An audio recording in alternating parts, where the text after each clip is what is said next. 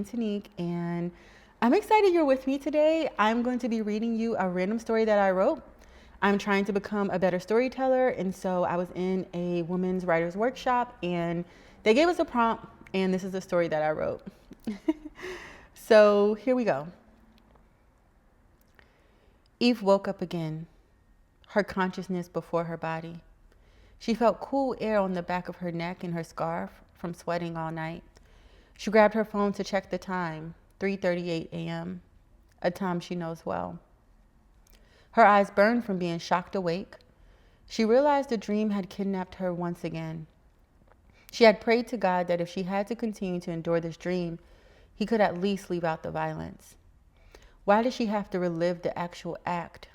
Why couldn't it be innuendos and suggestive imagery? She lays there and thinks, well, he must have not heard my request. She slides down to the cool floor and prays, God, what is this and why? I have moved past this. I have already forgiven. I have asked for forgiveness. There is nothing here left for me to do. She stays and waits for a minute, hoping to hear something. Nothing. She climbs back in bed and tries to sleep, but sleep does not come. She looks at the clock, 7 a.m. She decides to throw on some clothes and head to the coffee shop right on the corner. It's a brisk day. Of course it is, she thinks. As she walks in, she sees the woman that she's been seeing for a few weeks now. She realizes this woman appeared around the same time the dream started.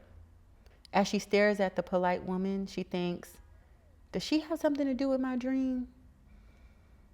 Then she says, nah. She seems like she would just be a killer. No need for tricks. If she wanted to do something to me, she would. She laughs to herself. The woman smiles and comes over. She sits right next to her, not across from her, right next to her. This time feels different with the woman. The woman says, bad dream, Eve? Eve responds, yes, ma'am. The woman says, about the past, present, or future? Eve looks into the distance. My past and I guess my present. As silence chokes the moment, the woman says, if it's the past you have to figure out, why is it in your present? Eve says, I've prayed, I've sought answers. It's just nothing coming. Nothing, no relief. I'm haunted all day by something that should have been here by now. An answer. I can't figure out why I continue to have this dream. The woman says, maybe there isn't a reason. Maybe it is.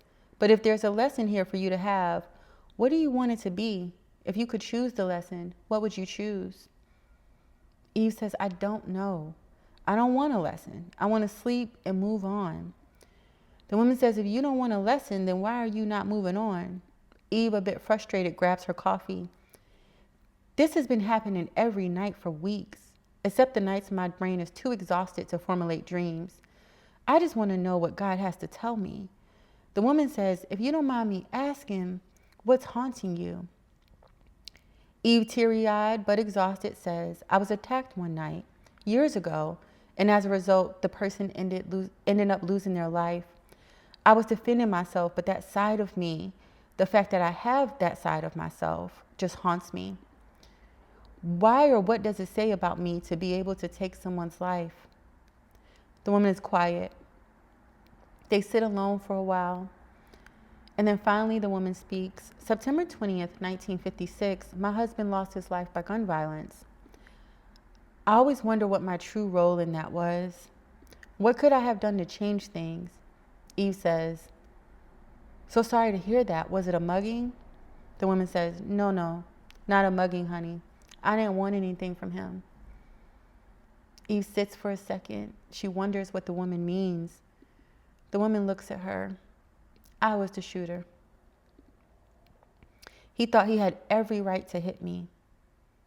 It's quiet. The woman says, sometimes we are put in positions where the part of us that we hoped would never come out, it does. And we have the right to love her too. Did we want that? No, of course not. But thank God we had that part of us. Thank God that part existed. Or maybe my mean ass husband would be sitting here with your attacker instead of us. Eve sits for some time and says, do you feel God has forgiven you? She says, I do. But it's more about me forgiving myself. You see, God is in everything, every moment of every day, every dream, every chosen and forced moment. He's in them and he's in you. When I couldn't sleep and my husband was showing up steadily in my dreams, I met a woman. She told me a story similar to yours. When asked what she did to stop the dreams, she said, I found God in myself and I loved her fiercely. Eve says, how can I love myself if I committed such an act? The woman says, you love that woman? You love the woman you are today? You love the lover in yourself and the person who oftentimes feels hatred? The woman with fear and the woman without. You love the good and the bad. Because God being in you doesn't mean you're perfect. It means you're human. The end. So I do hope to hear from you in the comments below just about what you thought. This is me just learning how to become a better storyteller and writer, and I hope you join me on the journey. Bye.